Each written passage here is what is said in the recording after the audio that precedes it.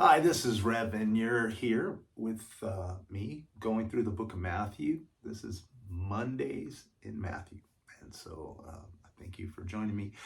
Um, what we're going to look at today is the start of the gospel, and we're going to actually take a look at that long list that everybody skips over. So and so begot so and so, and so begot so and so. We're going to look at that, but we're not going to read through every single line. That's going to take us too much time, and it's not really the most important part of this origin story. Now, I might forget and use the word genealogy, but it's really a better word to say the origin of Jesus.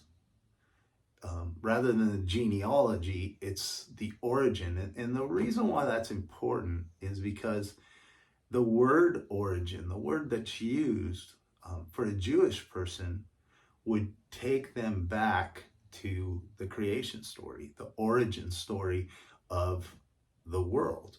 So it's like it's saying, hey, this is the story of a new world that comes into being through all of these people and in the person of Jesus. Jesus is a new start, a new creation, if you will. And throughout this time, there's from the beginning, there's this idea in much Jewish tradition that there's going to be someone who's going to be a descendant of David and who's going to change things. And so it starts with the origin of Jesus the Christ. Okay? Now, Jesus is actually the word Joshua. And the word Joshua is actually the word Yahshua, which Yah means God. And it's God saves. The word Joshua is the word God saves.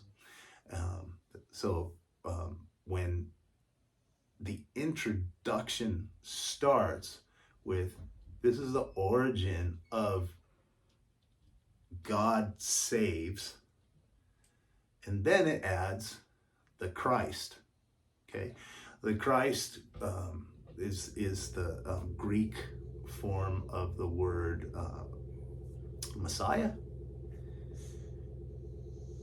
and the word Messiah, we tend to look at the word Christ and the word Messiah as this sole figure in the Jewish tradition. Remember, these are Jewish people and they have their traditions. When we're talking about these names and so and so and so and so, there is a relatable connection, okay? The people that Matthew, or the author of Matthew, is talking to, they understand this word Messiah or Christ. It's the word anointed or set apart for, okay?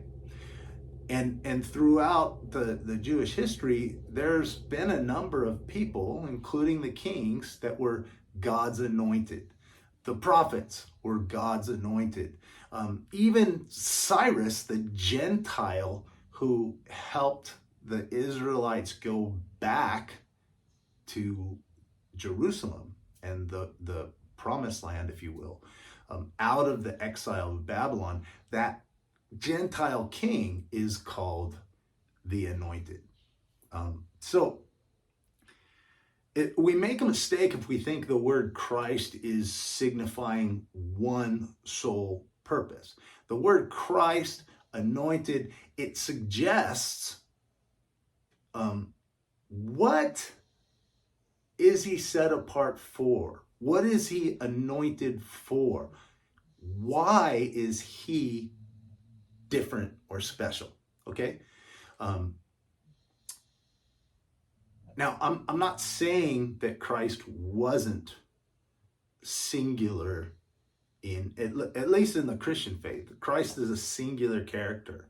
I'm not suggesting that that's not true. What I'm saying is the word Christ doesn't say that. The word Christ is the anointed, set apart person that has a purpose. They are the mouthpiece of God. They are the image of God in a way that is different, special. Okay. Later on, the exclusivity of Jesus's claims come up. Okay, so I'm not saying that that's not happening. That's what's happening, but uh, it the word itself doesn't suggest that. Anyways, that I think that's important. So you're talking about the Jewish people hearing this word, that this is the origin story, right? This is the new beginning of Yahshua. God saves the anointed one, the one set apart by God to do something. And the rest of the gospel is actually us learning what that set apart nature was, and that's why he's here. So yeah, I talked for um, 7 minutes on the origin of Jesus the Christ, which is it's kind of showing you how deep we're going to get into things, okay? Because I believe the words of the Bible are telling a story, and we need to understand that story from the inside of the Jewish people that Matthew was talking to. Now, remember, this is a Jewish Christian church. They're considered a Jewish cult or a Jewish group of heretics. And so Matthew is addressing them. And that's going to become really important. Okay? Now, if you would like to do some focus and following of what I'm doing, that's backwards, isn't it? This is the book that I use for a lot of my research, and it's Matthew and the Margins. It's written by Warren Carter, and it's a socio-political and religious reading of the Gospel of Matthew. That's where I'm getting most of my information from, but there's a lot of other commentaries and sources and people that have influenced me. Ched Myers has influenced me quite a bit. Dave Andrews, the author of Christianarchy. John Forrest at the church I'm attending right now, the pastor at the church I'm attending right now, he's done some studies through Matthew that were very impactful in the way that I look at things. So these aren't necessarily my ideas. They're how I put things together and how they make sense to me. So, but this is a great book, Matthew and the Margins by Warren Carter, and the subtitle is Socio-Political and Religious Reading. Okay, so if you want to pick that up, go ahead. I don't get any money for that, so this is a legitimate referral. This book is good, and it's the one that's using that I'm using to go through this now. So we're gonna have to do something here. I apologize. I have to do something here real quick.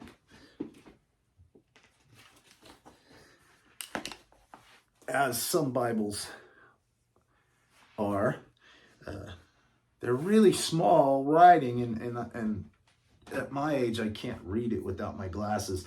I apologize for the white halo that shows up in the glasses. I apologize for that, but I need the glasses to read. So one thing that we need to start with is the book of the origin of Jesus the Christ, and then it says the son of David, the son of Abraham. Starts off with these two very, very important characters in the Jewish story. A lot of people would say that, Moses, Abraham, and David are the three central characters of the Hebrew scriptures. Some people might add Jeremiah.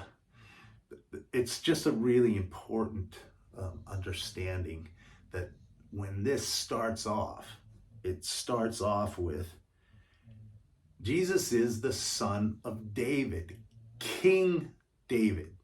That's important. David the king. Jesus is the son of the king, which means Jesus, through the genealogy, would have a right to the throne of David. Okay? That's important for this. All right? And then he's also the son of Abraham. Abraham was a Gentile who God called out and issued his promise to Abraham, and the beginning of the Hebrew religion and culture and lineage and everything starts through Abraham. So Abraham's like the great-great-great-great-great-great-great-great-grandfather of the Hebrew people. He's the start of the lineage. Okay? So that's important because it sets things up as this is the story of how our hero came to be. And just like biographies in the ancient times, the author of Matthew sets this up by this genealogy. This genealogy is supposed to tell us something of the meaningfulness, of the purpose, of the majesty of this character that we're talking about. Okay? Now, as you go through, you get the so-and-so begats so-and-so, and Judah and his brothers, and Judah begot Perez and Zerah, and then boom, you get hit with this female person in a patriarchal society, in a lineage that comes down through the fathers, and through the genealogy you see that it's man, but in this instance, right at the beginning, you get hit with this woman named Tamar. Now, the story of Tamar, if you don't know, is that she was married to one of Judah's sons. And Judah's son died without leaving an heir. There was no male child born. So when that happens, there's no person to take over. There's no person that's going to be the head of the family. So Judah's first son died. And so the way that the Jewish tradition worked, and we see this later in the Gospels, is that if your firstborn is married and they die before they bring a male child, like this patriarchy, before they put a male child into the role of the heir, then the second brother, even if he's married, the second brother is to be married to the first brother's wife, and the first child that's born is now the firstborn son's child. even though his brother is the one who brought forth the child, that first child is considered the firstborn of the firstborn. So being a good steward of the tradition, he marries Tamar to his second son. His second son dies. So he has 3 sons. He gives this woman in marriage to his first son and then his second son, and they both died. And his younger son, he's not of age yet, but he's supposed to, by the tradition, give the third son to the previous bride, Tamar. I'm sorry, I'm making this sound more complicated. But Judah doesn't want to do that. Even though his son's not of age yet, he doesn't want to put his younger son with this woman again, because this woman has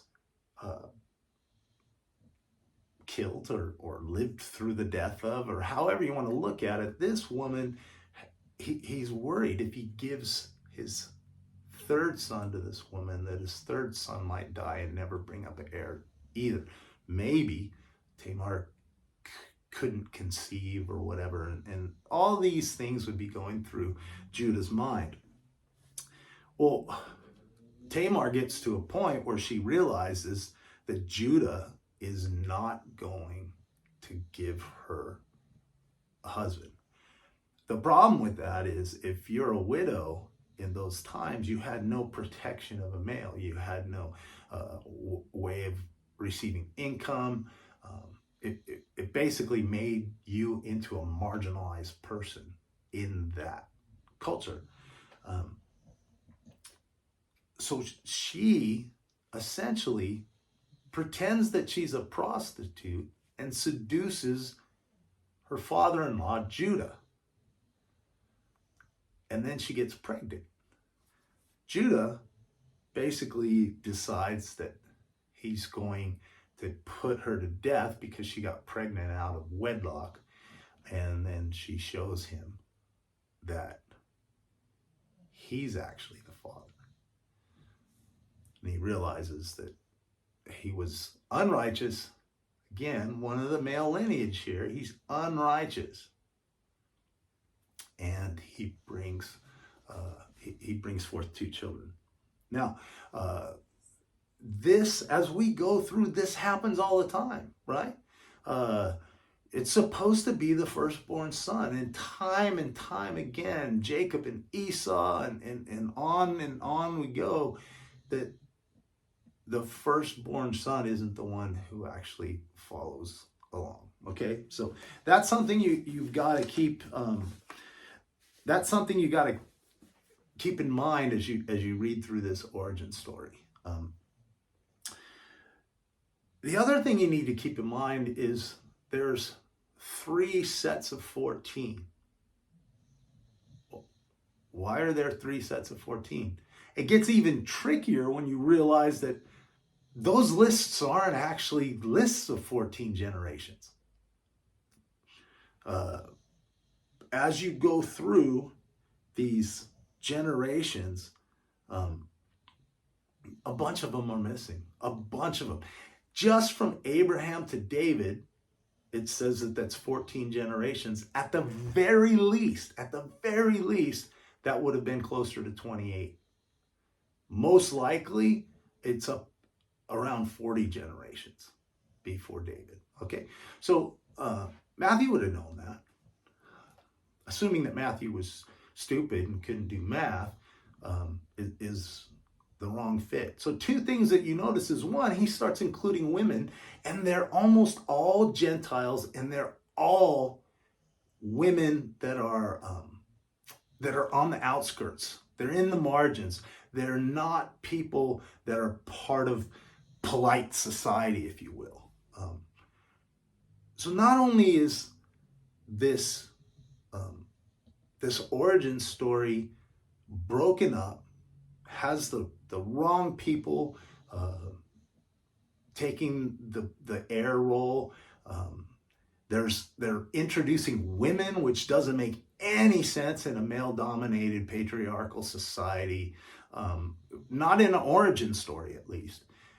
And then in addition to that, Matthew puts these groups of 14 that aren't really groups of 14, but he names them as if they are. Well, why did he do that? We're going to get into that a little bit later, but we're going to keep going through these women. Why were these women included? So we talked about the story of Tamar, and then the next woman that's mentioned in this, and remember, all these Jewish people would have known these stories. The next person that we see is Rahab. Okay, now it says right in the text, Rahab was a prostitute.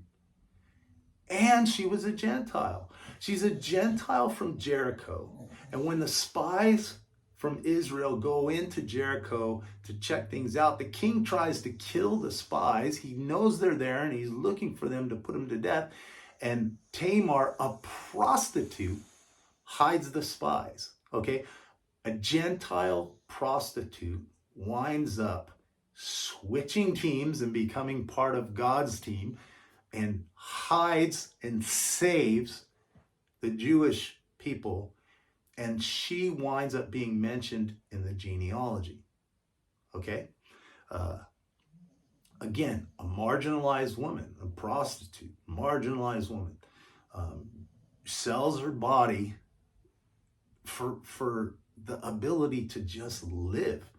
And then she takes in these spies again so that she can survive this coming battle. All right? Yeah, that's important, right? Because if you're reading this list today, it's just like, oh, this is the list of Jesus. But if you're reading that list before, as a Jewish person, all of a sudden, these things start popping out at you. These speed bumps that stop you and go, okay, so why did that happen? All right?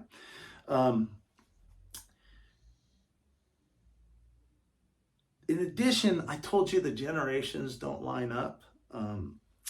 Salmon, who is supposed to have been the person who with Rahab created the next generation. Salmon doesn't even come into existence in the scriptures until 100 years after the Jericho story. Okay, so it's pretty, it's for sure that Tamar wasn't the wife of Solomon. And so, anyways, why is that important? It's important because we realize that telling who passed on the genes, who passed on the DNA over and over and over again, that's not the point.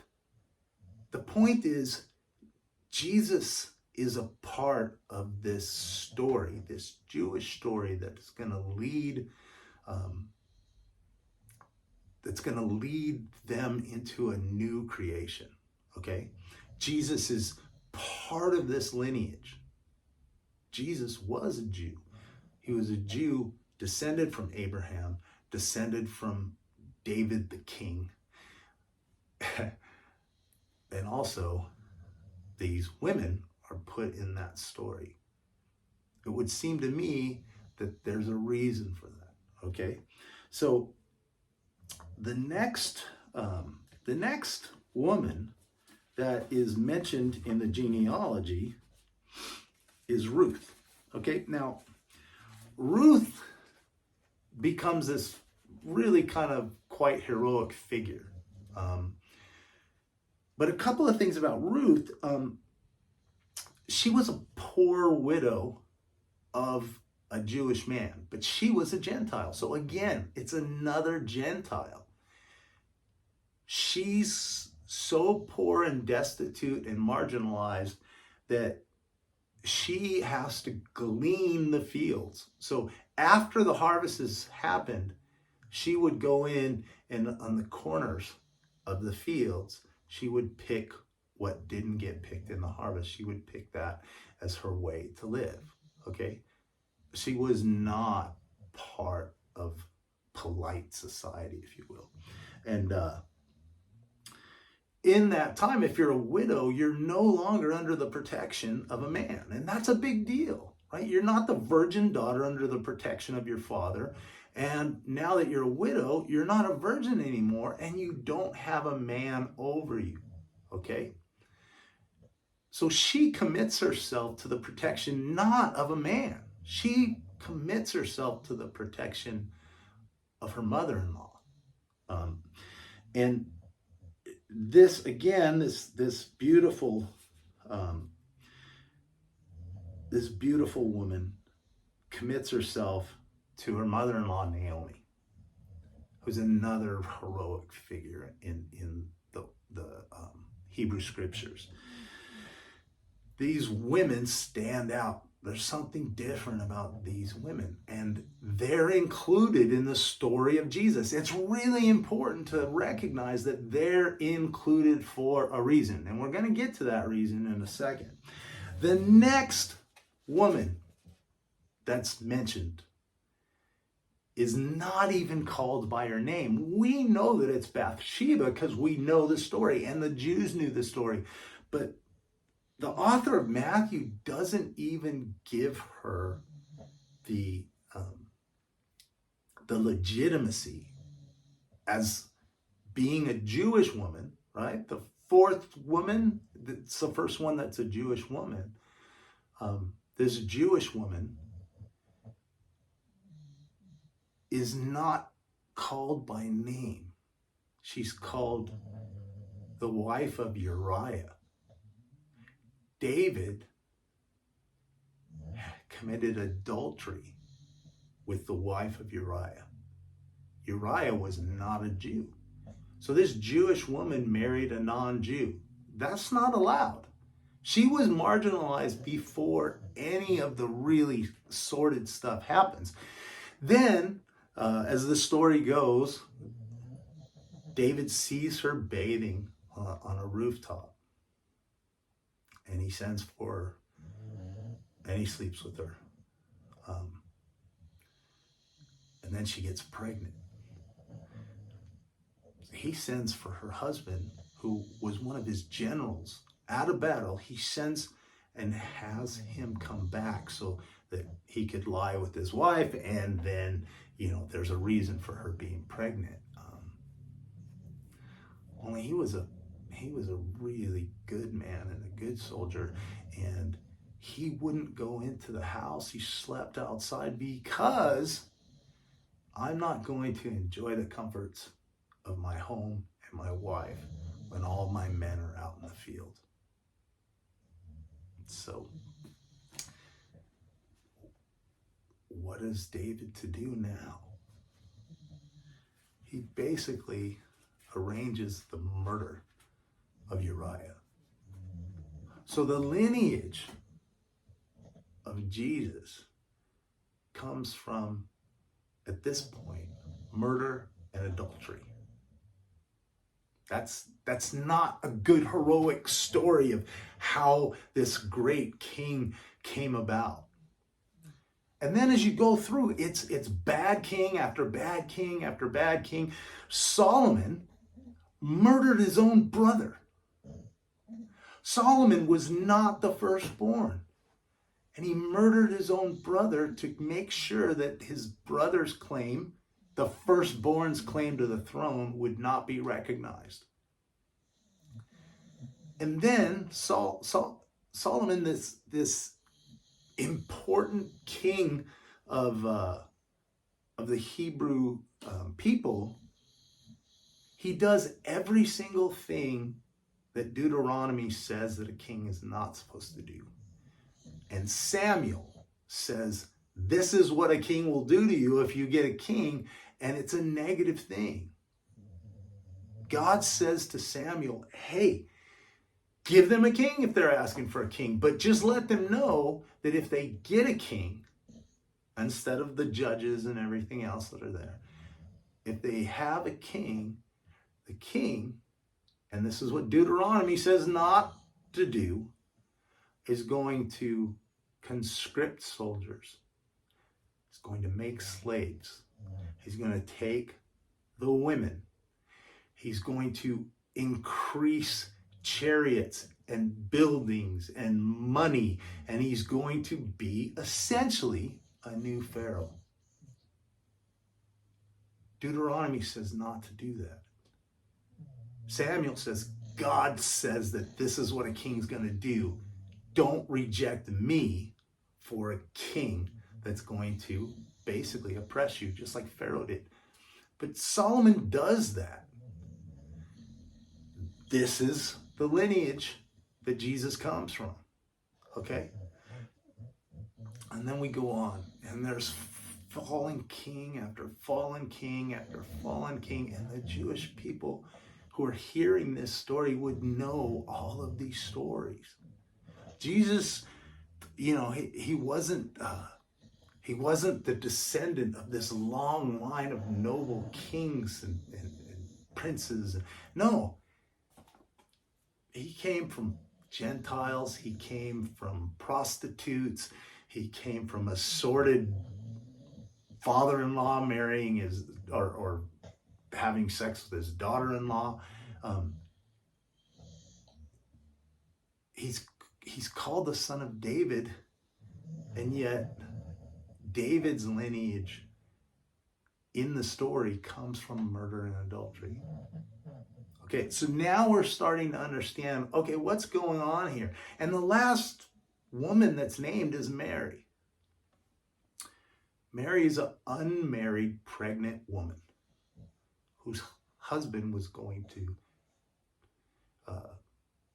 essentially, he's going to divorce her, but they're not married yet.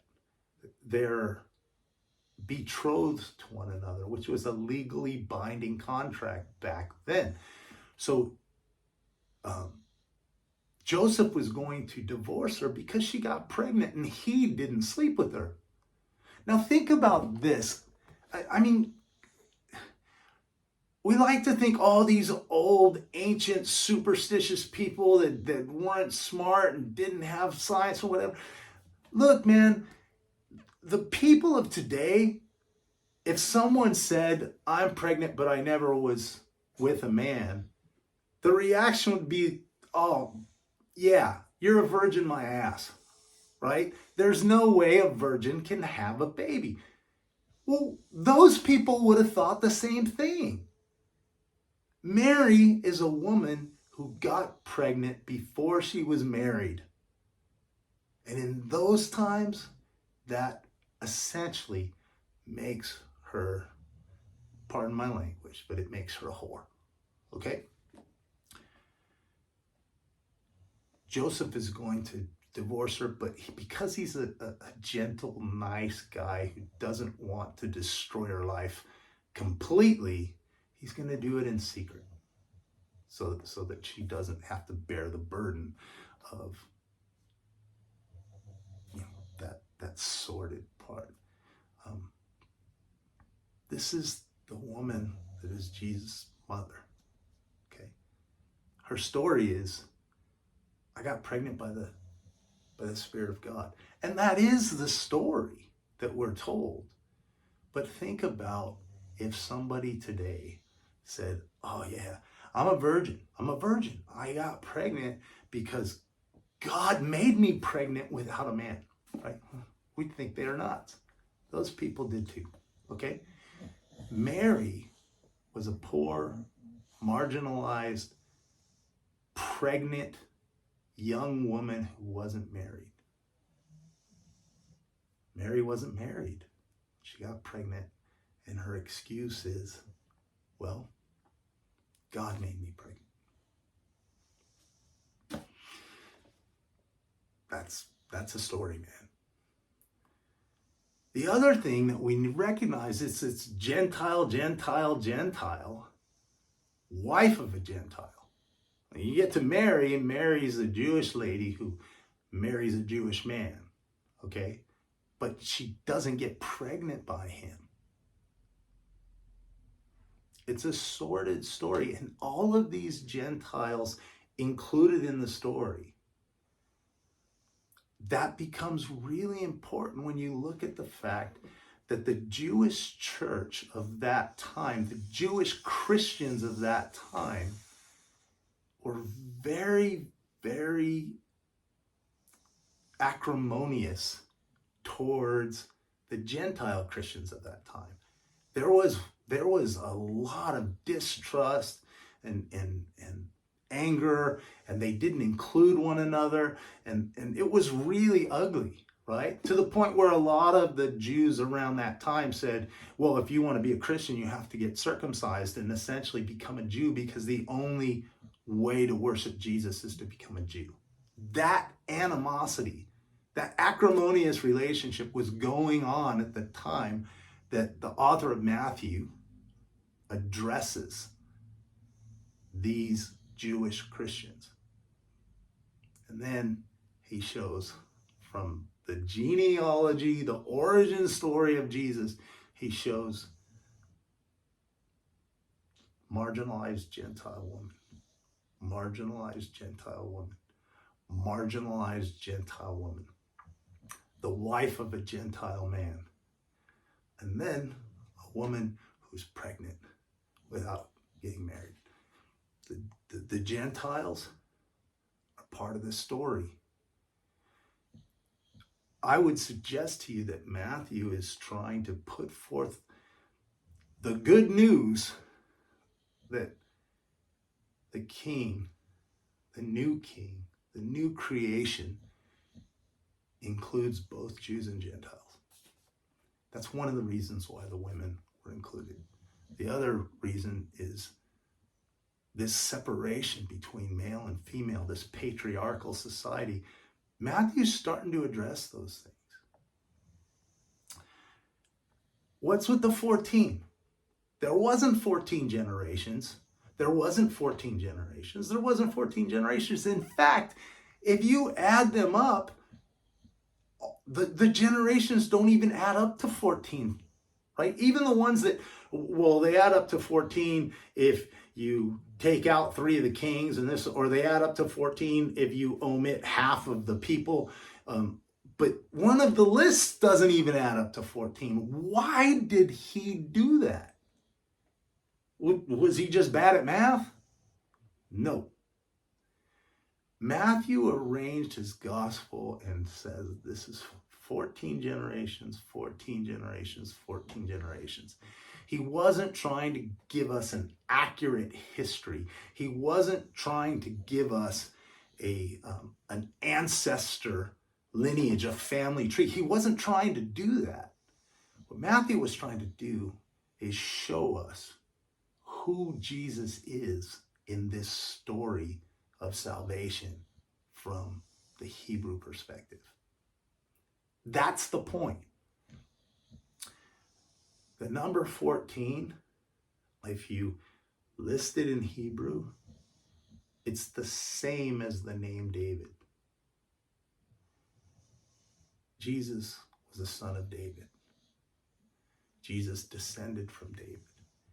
David is the 14th person in the list. David is the 14. Matthew's trying to sell the people on this idea that Jesus is the new king. And as we follow the story, this new king, this new David, he's a different kind of king. He's a completely different kind of king. He subverts the whole idea of king. And in fact, every single time that the word kingdom is used throughout these scriptures, every single time, it's actually the word for empire. Or emperor, or the empire, empire. The empire of heaven. Jesus is not only a new king of the Jews, but Jesus is also the emperor in and against the emperor of Rome. That's why I said it's a counter narrative. The narrative of the Pax Romana, and this narrative is set up intentionally as against that narrative. So if you followed me this far, congratulations, you did a good job. This is a long talk. I don't know how to edit videos yet, so this is me talking all the way through, straight through. I made a lot of mistakes. I said a lot of uhs. Another one. I will try to get better at this. I'll try to learn how to edit and stuff like this. And I thank you so much for coming with me on this journey to figure out not only what the Gospel of Matthew said, but the journey of figuring out how to actually do this study in the best possible way. 40 minutes. I was hoping to keep all of these at 20 minutes, so I doubled what I was expected to do. But there you go. This is the origin story of a new king, of a new David, of a new creation. This is the story of the Messiah, the called out one, that comes from a wreck. It comes from a genealogy that is just filled with people that polite society wouldn't recognize as good people. Okay? I like that. I think that this has meaning and purpose. And yeah, it's boring reading so-and-so had so-and-so and they had so-and-so and this was the father of that and he was the father of this and that. I get that that's boring, but the fact is this is good stuff if you know the context. And I tried to give you some of that context today. So, look, I would like to continue this story to more people. I believe this is important stuff and I want more people to experience it. So if you could like it, if you could follow, and especially if you could share this with other people, man, I'd really appreciate it. And so that's the end of part one. Part two will be next Monday. And until then, I hope you'll remember that Rev loves you. Thank you so much.